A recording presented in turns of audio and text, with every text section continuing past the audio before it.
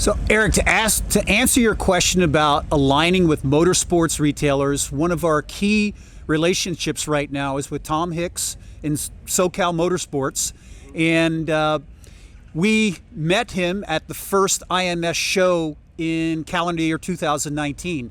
Fortunately, our booth was next to his booth, and we just started this dialogue.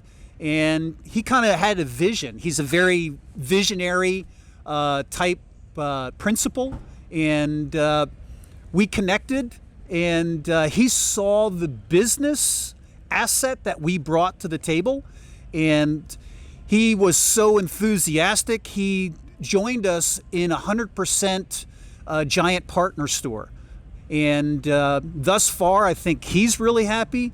We're happy with the relationship. I believe he's making quite an impact in the marketplace, but an impact for the business for himself. So it's a profitable relationship, and he's touching consumers that were throttle consumers now are also buying pedal assist bikes, and I believe pedal assist customers are now also buying throttle products. So the synergy is absolutely awesome. Now the business concept is a little different.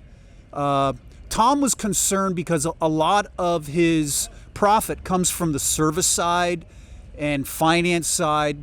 It's a little different on the bicycle side, where the margin dollars that are returned are upfront on the sale.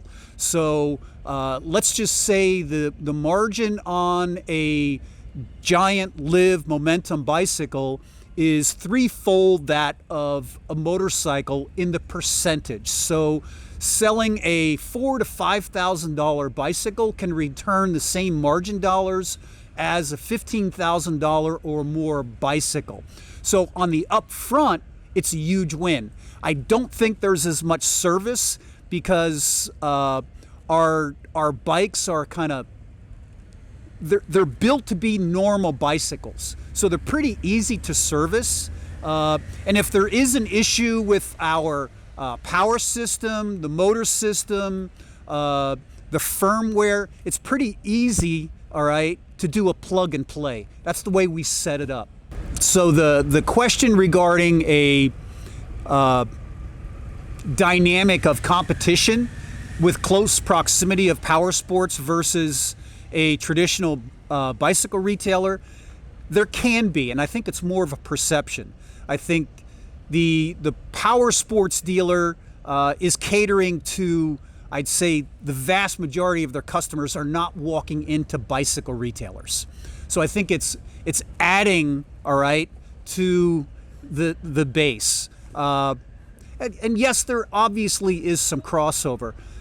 I would say Giant has been very careful with our retail network.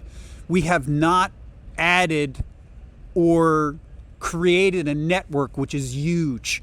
It was our philosophy on the beginning with our bicycle retailers to try to provide them trade areas that they could be profitable with, develop. We want to be their favorite brand, and being their favorite brand is retail support as well as profit, supply, many different issues. So we're trying to do that for the motorsports dealer too. So we're very selective with the motorsports retailers we work with.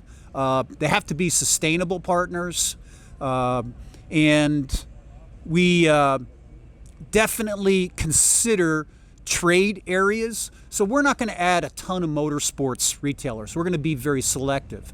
But because of the sheer revenue dollars that some of these motorsports retailers do, multiple locations, I think we'll probably have triple digit dealers nationally. Yeah.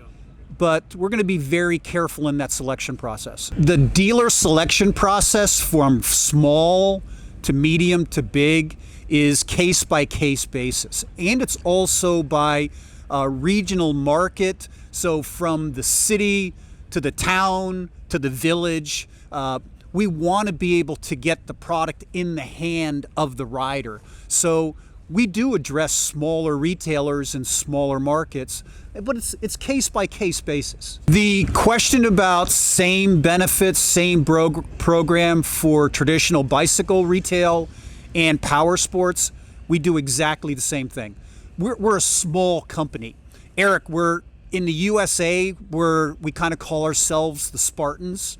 We're 120 people, and we compete with other cycling space brands that don't make anything, but they have 1,000 people, and they, let's just say they tell stories rather than make. So we have multiple manufacturing facilities around the globe, and we have 14 sales companies around the globe, which Giant USA is one, to connect to the culture, provide the vision, set up the retail network, communicate the brand technology, the engineering, the manufacturing, to really drive that point home with the retailer, which is step one, because we're a retail support brand. And then the second step is helping the retailer support the rider, so the rider's in love with our brand as well.